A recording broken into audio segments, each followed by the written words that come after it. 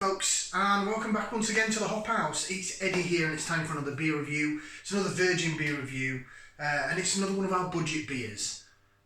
Now, before I get started on the review, just the intro as per usual. If you just found us here on YouTube, welcome along to the Hop House. Can't mix with that hoppy beer. Well, that house music, we're on the beer side if you like either of those or both. Then give us one of those, give us a like, share, subscribe to this channel if it sounds like your cup of tea. Okay, a little bit nervous for this one, a little bit dreading it, but there was 2 cans of this left on the shelf in my local Aldi, so I picked it up. It's an Aldi Hop Foundry beer. Do you want to see what we're going to review? Okay, let's be a bit more up-tempo. These were beers I believe have come out to do with the Six Nations. First time they've done this. I know they brought some out for the Jubilee last year, but they weren't under the Hop Foundry, they were under the Great British Brewing Company, and they were awful. Now, there was this and a lager. I didn't bother with the lager. I've heard a lot of not very good things about the lager, so I don't know what to expect from this. Loosehead Pale Ale. It's a 4% ABV beer, but now it says brewed in partnership with Freedom Brewery. So they've actually named the brewer. I don't think it's always been Freedom Brewery. I don't know. I don't work for Aldi. I'm not an expert. I don't work in the industry. But they've certainly teamed up ever since they did the last lot of the Hop Foundry ones. They said in partnership with Freedom Brewery. So we know who the brewer is. So you can really give it to them on Twitter if you're that kind of person. I'm not on Twitter. I'm not that kind of person. Right, let's get out into the mouth. 4% ABV, pale ale, session-y. I don't expect it to be hazy. This is going to be clear and see-through and simple, I'm guessing. Go to there. Yep, pretty much what I was expecting. This is budget beer, I suppose at its finest. Although saying that, I'll put it in my budget beers because this is supposedly a craft beer, Freedom Brewery craft beer. £1.69 this costs in Aldi. The last ones, you know those ones that go off for Jubilee beers, they were reduced in my Aldi down to I think 89p. Shows you they're just not selling. This is your beer in the glass then. It looks very light blonde, sort of ale colour. A little bit of a fluffy white head on it. There was some carbonation, but it's sort of calmed itself down now. Should we go for some aroma? First of all, lace division, sorry. Get things in order. Lace it around, jig, jig, jig, jig, jig. You can see the carbonation rushing around the glass. We'll do the twirly, whirly, swirly jobber. Yeah, you can really see the bubbles chasing the head. That's exactly what a beer should do. Right, now we'll go for some aroma. Put that into there. Let's give it a whiff, see what we can sniff. Very lemony. Got like a lager malt coming through. It's very lager smelling. Quite lemony. Maybe like a sours hop in there or something. But definite like lager malt, sort of malty, wafery malty smell. Bit lemony, bit maybe a tiny little bit of lime. It smells like it's going to be like a lager. I suppose pale ale is the next step from a lager towards IPAs and craft beer and so on. You can have craft lagers though, but you know, from a mainstream lager. £1.69, let's do it. Bottoms up, down the hatch. Cheers.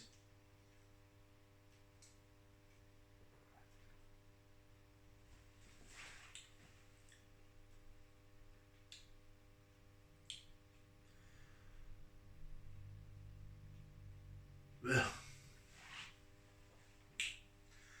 No, it's not good. Well, I've got another can of this as well. It tastes like a flat lager. It's got this really weird bitterness on the back end. Similar to the Jubilee beers. It's like a fake pine. We're trying to make you think that it's hoppy and bitter and piney. But it's not. I don't know what it is. Carbonation's, it's very light in body, it's light and watery, it's 4%, it's not going to be the biggest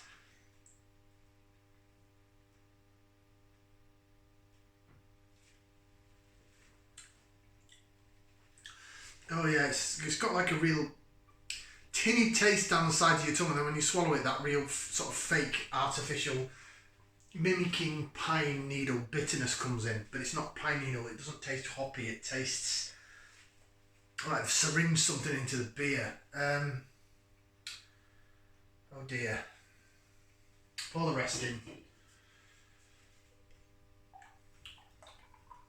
My only issue is I've got another can of it.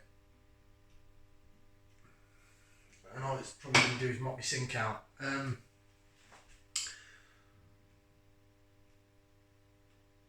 It's unnecessarily bitter. It's still there now. It lingers. It's a lingering bitterness. It's just not a nice bitterness. It's not a, oh, that's a bit grapefruity and pine. It's trying to be, but it's like a fake artificial kind of pine and grapefruit, and it's just not pleasant.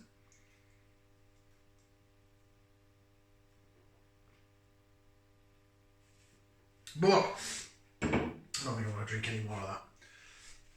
Well, I'm with a loose head pale ale.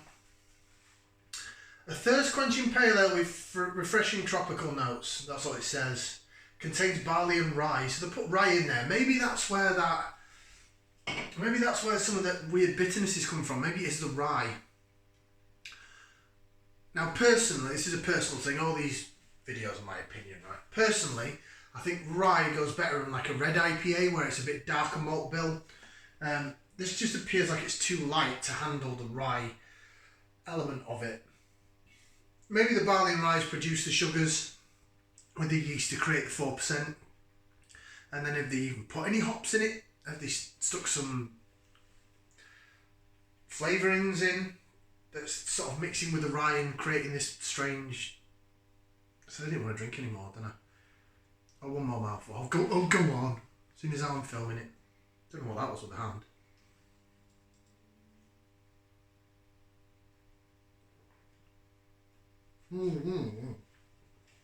No. It's a really weird trying to freak you out and fake you out with a pine and grapefruit. But it doesn't work. Thumbs down. Freedom Brewery. If this was 2 years ago, when these Hop Foundry beers the first lot came out, I would be really saying, you know what, this is shame on you, Freedom Brewery, this is terrible, blah, blah, blah. But we're in 2023, we're in a world where gas prices have gone up through the roof, electricity prices have gone up through the roof, all sort of price of water's gone up, malt has shot through the roof, price of barley and malt, hops have obviously gone up in price, and CO2, the stuff they use to put the gas into the beer to can it and bottle it or put it in a keg or whatever, maybe not cask, that shot up in price. So everything's gone up humongous amounts. There's rumours of paying £7+ for a pint in pubs soon. And we're going to be like Norwegian prices. We're going to be that sort of prices. So for Freedom Brewery, if they get a contract and they get a signed deal with Aldi, right, we want you to put said product in our stores all throughout the UK. Here's a massive contract. Here's so many thousands, or I don't know how much the contract's worth, thousands, millions, whatever. I don't blame them. It keeps your brewery going, and there's so many breweries gone down now. So I can't fault you for doing it. Who knows? Maybe someone who likes the traditional lagers, the Carling, the Fosters, or in Aldi, the Galahad. This has got that sort of lager malty taste to it. So maybe they'll gravitate to this and think it is a craft beer. It's just that rank bitterness. Who knows? They might even think West Coast Satain compared to that, because it lingers and it's not nice. Thumbs down from me. Just, no. I think I'd rather... That'd be the Sick Nations, not the Six, if I drunk that. Like, share, subscribe. We'll see you again for some more beer reviews on the Hop House. Ciao for now, people.